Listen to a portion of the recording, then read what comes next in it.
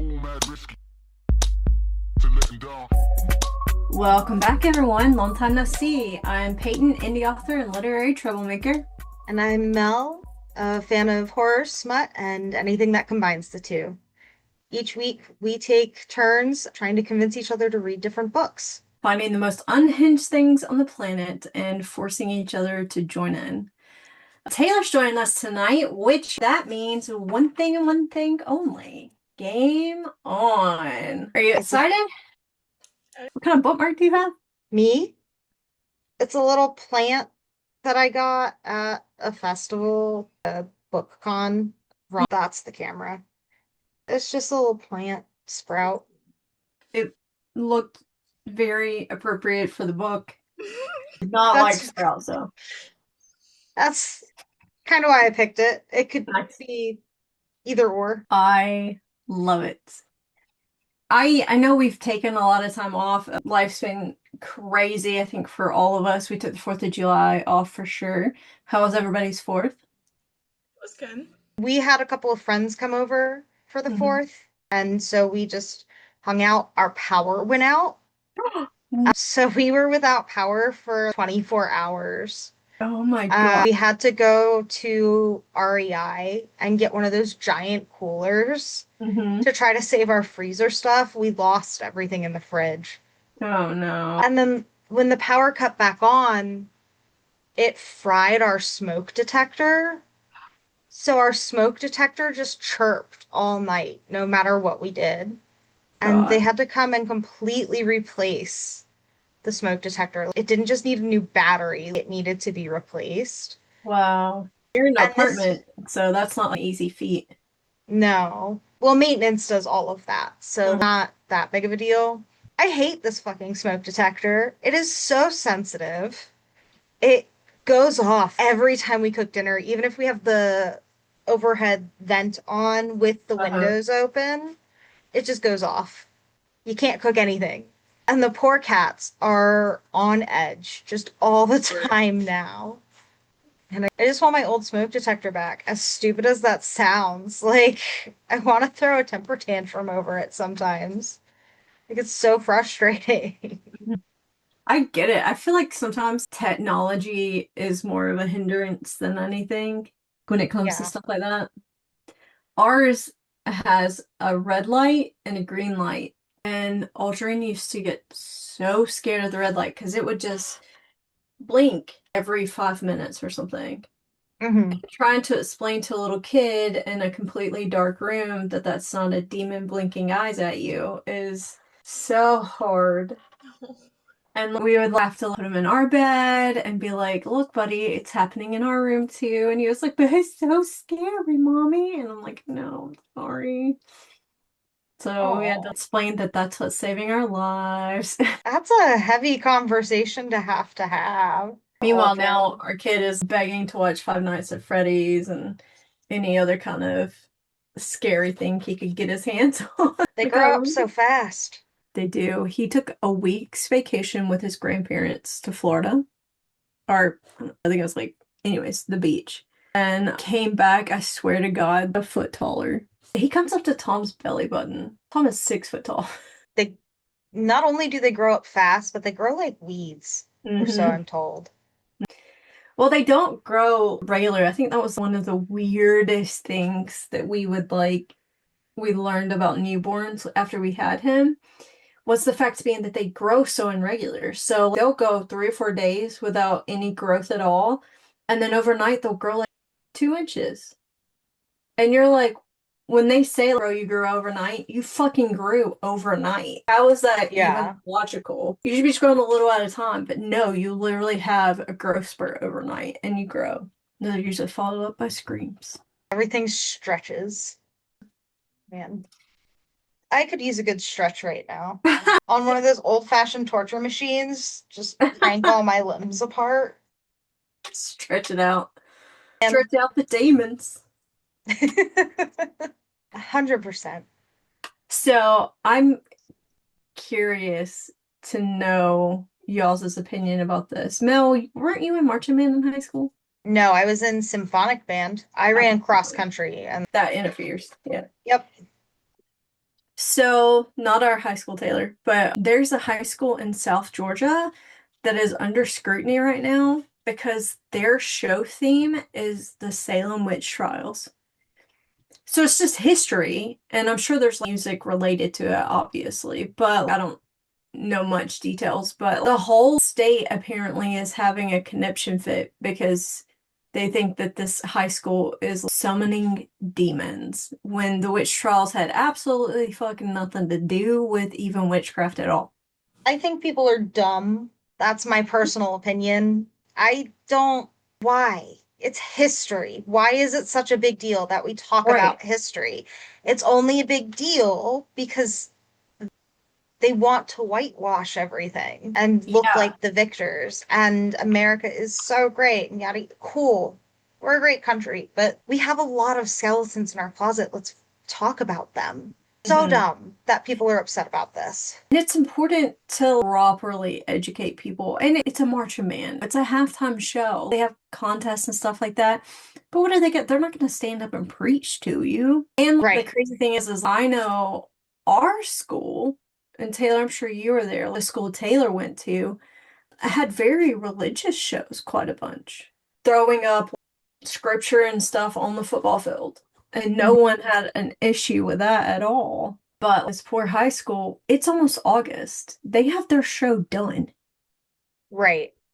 It takes building a show. People start building shows in February, I think. Start writing it, composing the music, building it together, laying out the plots. And it's all behind the scenes. But a board of education has to approve it. So it's state approved. They can't do shit about it. Yeah.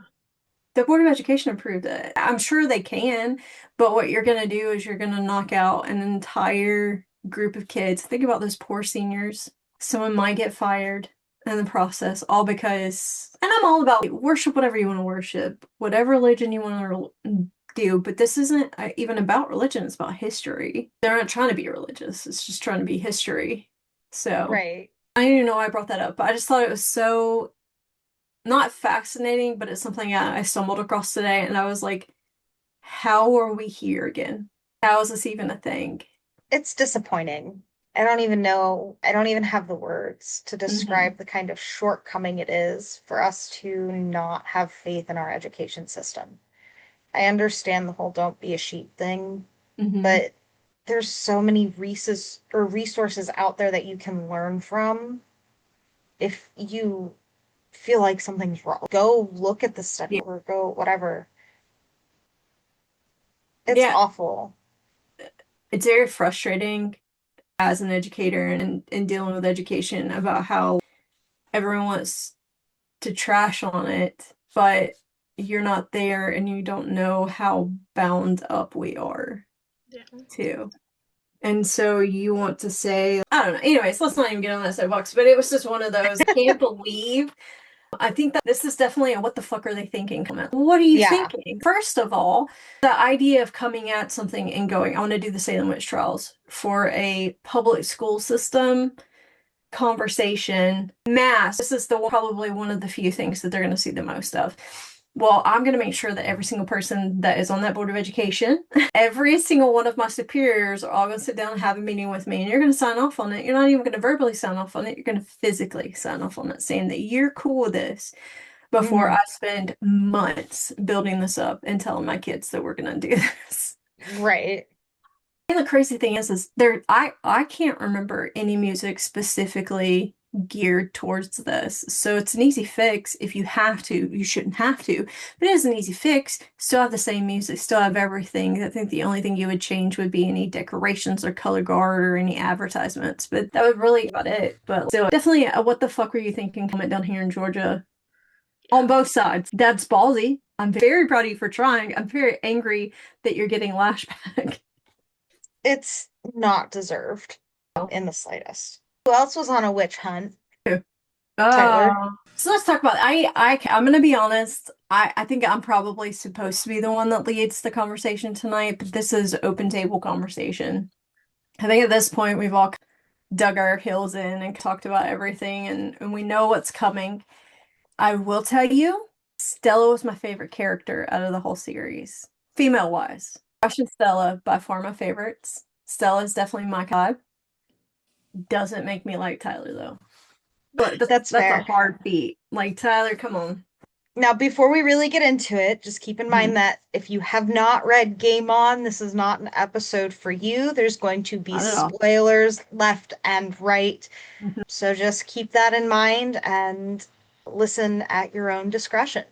This is a post-read conversation, so this is a reflection episode, not a bribery episode. So if you want one of those, feel free to skip, not a big deal at all, but come back to us, give us your opinions on what you do when you get to this point. If you're curious but you don't know if you want to commit, then you feel free to stay and hear some stuff for sure.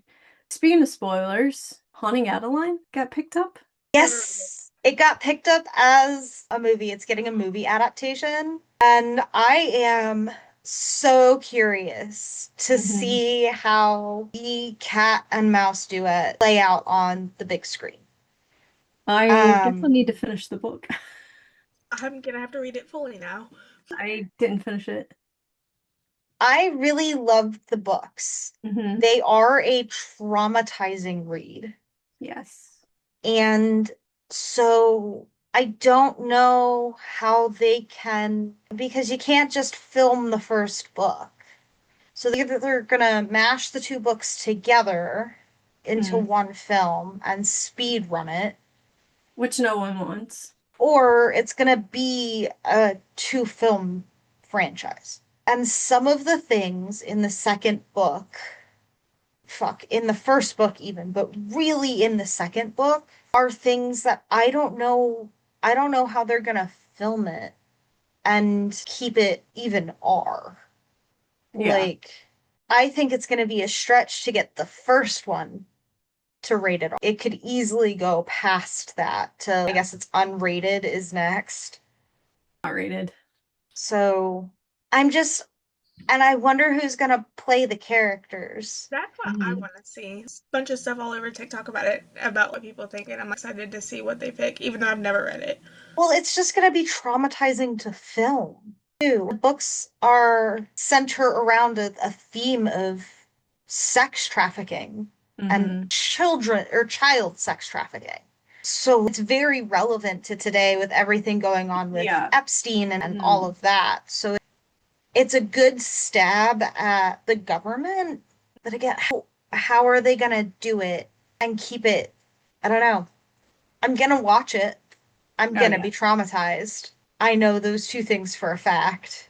I think that I don't know, between shows Sons of Anarchy, between oh god, that gray book, 50 Shades of Grey, and between filming stuff like that, I think plenty of ways that you can get away with it type of thing, but I think there is going to be an ick factor that, for instance, Sons of Anarchy always had that ick factor and people still love the show. And it's just along for the ride kind of thing, unfortunately. But I don't know. I'm a little surprised that that's the one they went for first, but what would you have wanted to see turned into a movie instead? that's a good question. I think Butcher and Blackbird, I think would have been more my thing. It's already getting a TV show. Is it? Butcher and Blackbird's getting a TV show. That's good. I think my thing is if I were to take Haunting Adeline, and I haven't finished it, it just got to a point where I was like, I don't know if I want to read just glorified rape. But I think if we took it maybe even slower than the book, and we really focused on trying to solve the mystery behind the haunting, behind the grandparents or the great grandparents, and Harley diving in deep on that end and more alluding to the stuff that he does, I think would be a little bit more viewer friendly. I think it should always be a safe thing to say that as a visual viewer, I can read stuff and it affect me less than seeing it. So cleaning it up, softening it up, but alluding and using that movie magic of alluding to this is much darker, this is much deeper, the stuff he's into, talking to it about it a lot more than actually showing it type of thing. And then just as a reader, the book is going to go into more details. So you're more prepared type of thing. That's fair. But sorry, I brought that up. That was a little bit of a side quests, ADHD, and real hard tonight. This is why I should not be ahead. But that's Haunting Adeline. I tell you what, me and Taylor will both finish that and we'll come back and talk about that one. I can't wait to hear about how traumatized you guys are by the book. Yes. Especially by the second book, Hunting Adeline. That one's worse than the first one. I'm pretty nervous about that one. That one, I couldn't pick anything else up for a couple of days after that one. It was devastating on so many levels. Definitely need some palate cleansers after some of those. 100%. And time again, Navessa Allen's dark romances have been slight palate cleansers. Still Same dark. Genre. Same genre, but there's a lot of humor throughout the books, which make them much easier to read. And so we're going to go ahead and kick things off with Game On, the third book in the series. So this book is the third book in the installment. It's the final one, correct?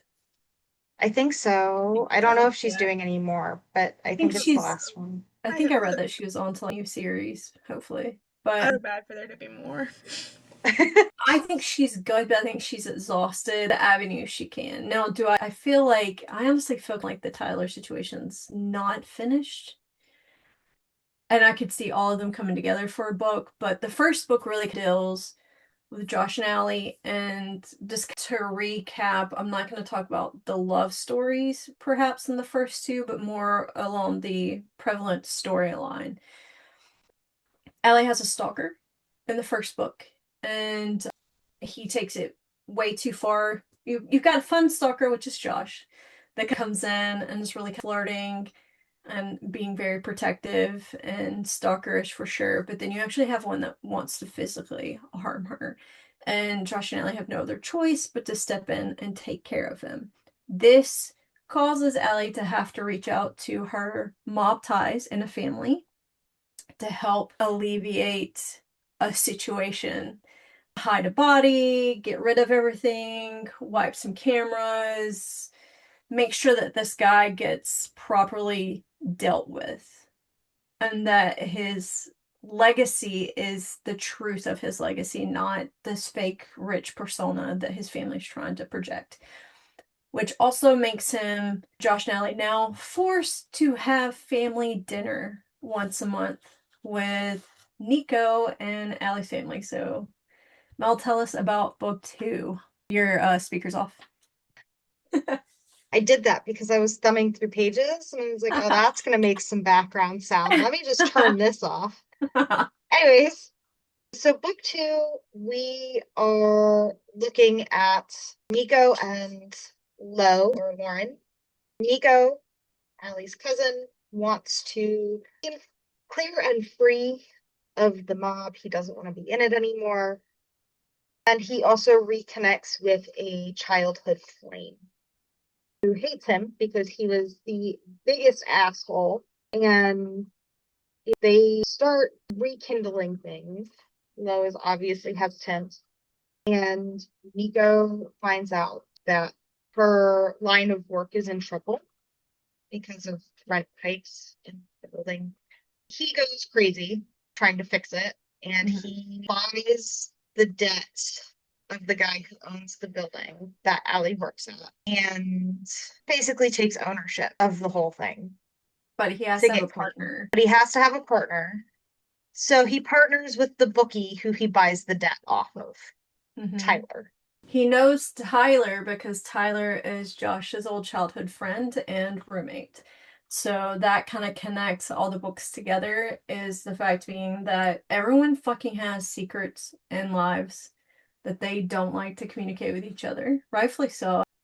They're all kind of naughty secrets and lies. 100%. It's filthy. It's fun though. So looks like my network bandwidth is low. So you're coming through. Okay, good. I was a little nervous. I didn't want to keep talking if the bandwidth was low and it was gonna be choppy. But so that connects, the fact being that now Nico, who's only heard of Tyler, is now fucking associated with Tyler, and he came across Tyler on accident. He's looking for this guy. He just wants to pull a mob and beat him up and threaten him and be like, you're gonna fucking give me what I want type situation. And then he realizes that this guy actually owes money to Tyler. And Tyler's connected to Josh. And Josh is, despite Nico's extreme efforts, now Nico's best friend. Because you can't help but to love Josh. You can't. Everyone just falls in love with Josh. But now you have an issue. You have the fact being that Nico and Tyler are hiding something from their best friend Josh. And I really feel like, I'm gonna go out and say this, I felt like that did not get addressed like it should have. I think we might have forgotten about that when we were writing. Or we didn't think people would care. Meanwhile, bro, your two best guy friends are now in a business together. Then again, I don't think Tyler really asked questions as to why Josh and Nico are so close, so maybe Josh doesn't ask questions. Well, Tyler also knows that Josh is sketchy and is gonna probably make sketchy friends. So, I don't know.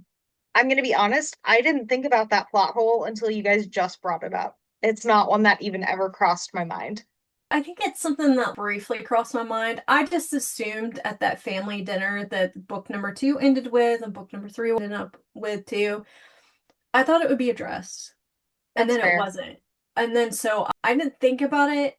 And then I ended the book and I was like, wait, what? Are we just not going to talk about the boys need to have a heart to heart? And I know men are not great about communicating, but you have 3 major issues that involve all 3 of them. Everybody holds 2/3 of a puzzle, but they all need to be all in. Wait, Tyler doesn't know about Allie and Josh killing a dude, though. No, that's what I'm saying. Tyler doesn't know about Allie and Josh killing a dude. Josh doesn't know about Nico and how he got everything with Tyler. And Nico, wait, does Nico know everything? Yeah. Nico knows everything, so Nico's just the asshole. He Nico does the mob thing knows well. everything. That's wild to think about. Nico of everybody knows everything. I mean, not everything, because I don't think Nico knew about Tyler's plan in this book, but at least knew that Tyler was into some underground shady shit. So, anyways, Taylor, do you want to take it away and give us the premise of Game On? Nice recap, Taylor. So, my take, anyways, on the premise of it is the fact that Tyler has some unfinished business from his childhood, which throughout the book you learn a lot more about how incredibly fucked up this man is. I feel bad for that child. Every chapter I go, oh, babe. Yeah. Which did give me a soft spot for Tyler. Initially, I thought I wouldn't like him as much or wouldn't really lean towards him. I'll tell you what, the man took me by surprise anyways. But he has some unfinished business, and so as a bookie, he decides that he's going to take all of his frustration out on the rich, but specifically the rich who are beyond douchebags. They've done unspeakable, unforgivable things. And that just so happens to, in Tyler's world, include the female main character's family. Why is her name slipping from my head right now? What is her name? It's Viv, right? Stella, yes. I knew it was an S. I just couldn't think about it. So, Stella's family, she comes from a very rich family. She has a dark past, but not one that was necessarily her fault. She's more painted as a person with a bad past. Took the fallout for somebody with a bad past. And it's followed her around her whole life, and that's why she became Tyler's target. But it was more of her family. She was just a stepping stone. It initially started with her brother, who was young, dumb, had a lot of money. It fell into his gambling ring, and then he was like, hey, after they met for a tattoo appointment for him to see if he even wanted a tattoo. Which, by the way, come on. I would murder him. Literally. It is midnight. you have harassed me for months now about getting this tattoo, and then you made me do a temporary tattoo. When I read that, I said, come on. Anyways, he basically convinces her that she can take on her brother's debt by fake dating him and letting him into her inner circle so he can get money from the people who are genuinely bad. Which is a really intelligent idea, by the way. It's very smart. It was very annoying for her to begin with because now she's in debt to somebody for her brother's stupid mistakes, and he's for like $3 million, right? Yeah, he's like a douchebag the whole time, and so she's like, "Yeah, you're just one of them at this point." He wasn't just a douchebag, but her brother was also a douchebag about it. Oh yeah, An asshole. oh yeah. Worse. I wanted to fight that kid, which he's somewhat of an adult to be able to go into it, but I just wanted to like slam him because I'm like, you want to fight back, but you were stupid enough to go in there and lose all your money, and then tell your sister she was stupid for going along with the plan. Don't understand sibling relationships. Tom and I joke about this all the time. I have 0 siblings. I do not understand the patience you guys have for your siblings, but I dare anyone to come up to me and me take on your $3 million debt because your ass got drunk and gambled away money, and then you be ungrateful and call me a bitch about it. Yeah, I'm gonna throw hands. Be on me. Like the whole time I'm reading any of his statements, I'm like, somebody give it back to him so he can learn the hard way. Because yeah, to learn her mistake the hard way. Yeah. She took all her inheritance to help somebody else out. Like, it wasn't even her mistake. She took the fall for everything and still had to learn the hard way and then let him get out easy. But that's Tyler's whole point, is that the kid can get out of it easy. And that's the problem. It also doesn't help Stella in the fact being that the brother is such a fucking nuisance. Yeah. When Tyler are handling a situation. And it really just fuels the flame for Tyler to be like, see what I'm talking about? Yeah. Like, it works it. Just let me terrorize people. Let me do it. Yeah. I was really disappointed in her brother. Yeah. Like, don't get your heart broken so badly that you go and gamble away $3 million fucking dollars. Mm-hmm. And then call your sister and you're like, oh, I fucked up. You gotta fix this. Right. I can't do it. You gotta do it.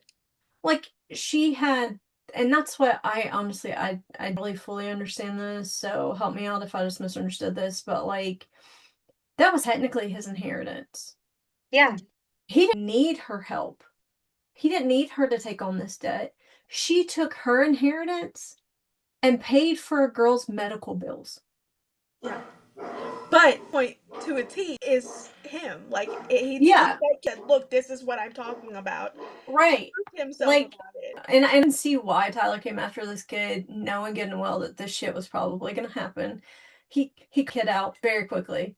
That was his target from chapter 1. I'm going to get this kid so that I can get to Stella, because Stella's not like all the other ones, and I'm going to build up an inventory. Yep. And his plan worked flawlessly, because he wasn't wrong about these rich people. He wasn't.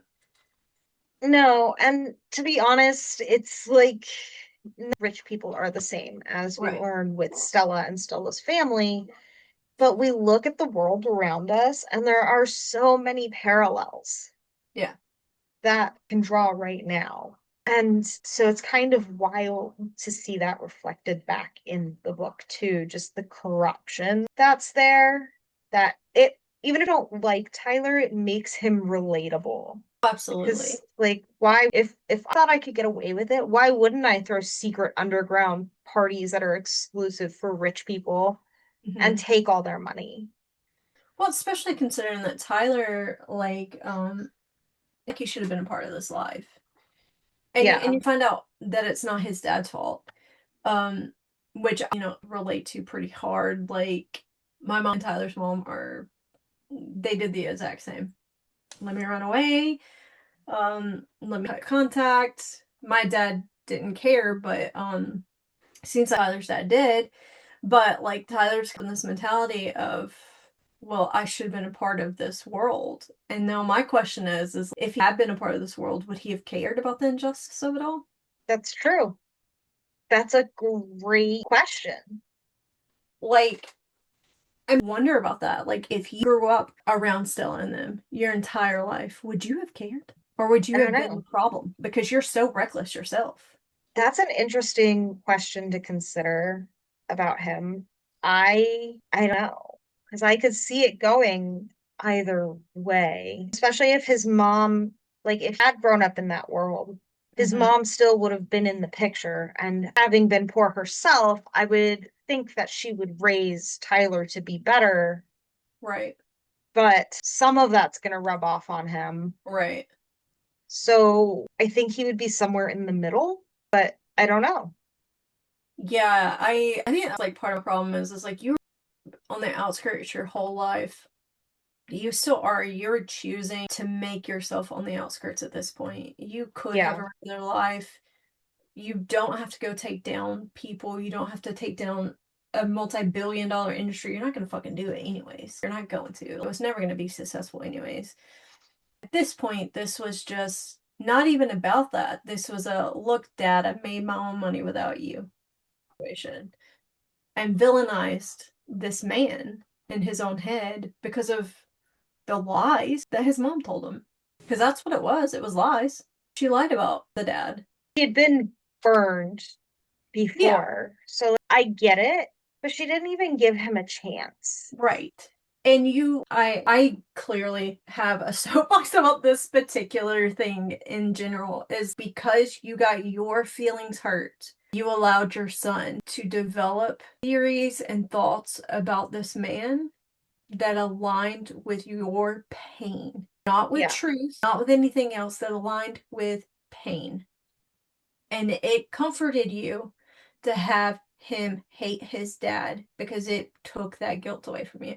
And then this is the product of what happened. And I'm speaking from someone who literally was in Tyler's position. This is exactly how I was raised. And it sucks because my dad's a pretty good guy. He probably would have been involved, but didn't get the opportunity. You get what I'm saying? So I really do connect to that. And it's like, as a parent, you're not allowed to do that.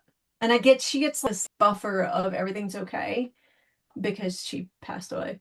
Which makes me so mad. The amount, whenever I was going through that scene of him going to his aunt's house and finding out, I was driving on the highway and wanted to scream so bad. I was like, you have got to be kidding. Which I knew there was something, obviously. But I was like, you have got to be kidding me. And it's not like she can have any kind of fallout or he can talk any crap or anything because she's not here. There's no closure for Tyler or his dad. And she didn't have to die. The consequences of her actions is she destroyed Tyler's life because of her anger and frustration. And she destroyed her own life. He could have had the medical capabilities and the financial abilities to take care of her so that she wouldn't have had to have died. And it went all on this poor person. I don't know. I really did. I really had issues with that. That is clearly my own projections, but I really had a lot of issues with that. It's abuse. It is. Or at a minimum, neglect. But I don't know. You just feel for him. You just, in your soul, there's something deep and raw, and it's just animalistic pain that you feel for Tyler. You just want to protect him. Yes. And I think that's when I went from this guy isn't just a douchebag anymore to I get why Josh puts up with him. I get why she fell in love with him. I do. Like, this poor, said it was abuse. This guy got abused as a kid. He got a father held as ransom over him. And the fact being that you are looking outside of what I can provide you means that you don't fucking love me. And that's how he grew up. Because that's how I grew up. I know, I see the signs. That's genuinely the fact being that you're even thinking about this man, even if it's anger, means you don't fucking love me. That's how he was raised. And as a parent, you don't get to fucking do that. You don't get to push your trauma onto your children and say it's parenting. So I get where he came from. I get his heartbreak. I don't get how he would choose the path he still chose. But I don't know, if my dad was super rich too, maybe I would. It's just boys being boys. He's just gonna start some shit and rob the rich. I'm sorry, I'm gonna say this now out of all three books, and I love this trilogy, right? The series, whatever. Out of all of the characters in this series, this man surprised me the most. He was definitely like the shock from the first book. Oh wow, this is gonna be a book, and then the second book, the scenes. I was like, oh, the scenes in this book. No, I did not expect that at all from this man. At all. Are you talking about the sex scenes? Yes. Yes. I didn't expect him to be bi at all, so I was very excited about that. Personality, what he gave off was basically what he was. Like reading the scenes from the first two books, whenever you get to that specific scene in the book, you're like, oh, this is going to be a good little scene. Every single scene, every single one in that book took me by surprise. I said, what are we doing? Not in a bad way, in a good way. No, it was the first threesome scene for me where I was like, I'm in it. I'm invested now. And there's my fiance is right behind me. That's something that I'd pay money to see. Oh, yes. The three of them. I need them to go to Lowe's Play Club and do a scene for a show. Did you read the epilogue? I don't think she did. There's an epilogue? I need you to go back and read it because after that comment, I don't think you did. Obviously. I think it's only in the Audible. Well, I don't think it's in the book. It is in your book? I've got an epilogue here. It was my favorite out of the whole book. The sum up of the epilogue and everything else and everything just coming together, I was just like, because usually I skip them. It doesn't ever process in my mind. I don't care the books ever. The epilogue of this book, I loved it so bad. Where everybody meets. Yeah, where she meets dinner. Everybody else. No, this is at the sex club. It's the three of them together at the sex club. Wait, what did you read? You got it's AJ's perspective. You guys didn't read anything in AJ's perspective? No. Hold on, I have 2 copies of this book. Give me your copy is the one from Target, right? I heard it on Audible. I listened to it on Audible and I didn't get AJ's. Wait, maybe I did and I just didn't get far enough. Give me a second. Was it in the bonus after Fred's stuff and everything? Yeah, it was that extra. Yeah, I didn't get to that part. I was going to, but I had already finished the book and I just wanted to know what I needed to know for this. I did not. Okay, can I stop? Can I do something very unconditional here? Unconventional? Can we actually stop filming tonight and then you guys read it and then tomorrow night or one day this week hop on after you guys read it and then continue this conversation? Because it's from AJ's perspective. I think it's everything that Mel's wanting. Jesus Christ. I was like, how to find this? I was like, where did you... Audible. Oh, I listened to it on Spotify.